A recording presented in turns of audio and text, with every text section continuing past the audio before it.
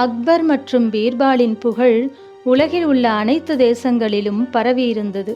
பீர்பால் எவ்வளவு பெரிய சிக்கலையும் தமது அறிவுத்திறமையாலே சமாளித்து விடுவார் என்று கேள்விப்பட்ட காபூல் அரசருக்கு பீர்பாலின் அறிவாற்றலை ஆராய்ந்து அறிய ஆவல் ஏற்பட்டது.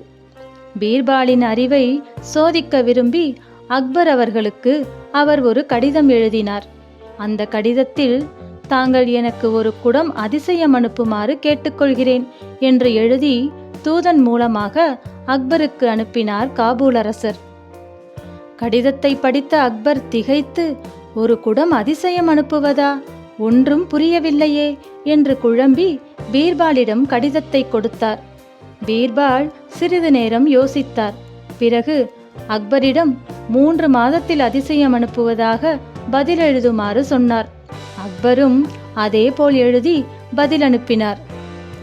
பின்னர் அக்பர் பீர்பாலிடம், ஒரு குடம் அதிசயம் எப்படி அனுப்புவீர் என்றார். அதற்கு பீர்பால், 3 மாதம் கழித்து அந்த அதிசயத்தை நீங்கள் பாருங்கள் அரசே என்றார். வீட்டிற்கு சென்ற பீர்பால் ஒரு மண்குடத்தை எடுத்தார். ஒரு பூசணிக் கொடியில் காய்த்திருந்த பூசணி பிஞ்சு ஒன்றை கொடியோடு மண்குடத்திற்குள் வைத்தார். வைக்கோலால் குடத்தை மூடினார். நாளாக நாளாக பூசணி பிஞ்சு குடத்திற்குள்ளேயே நன்றாக வளர்ந்து பெருத்தது.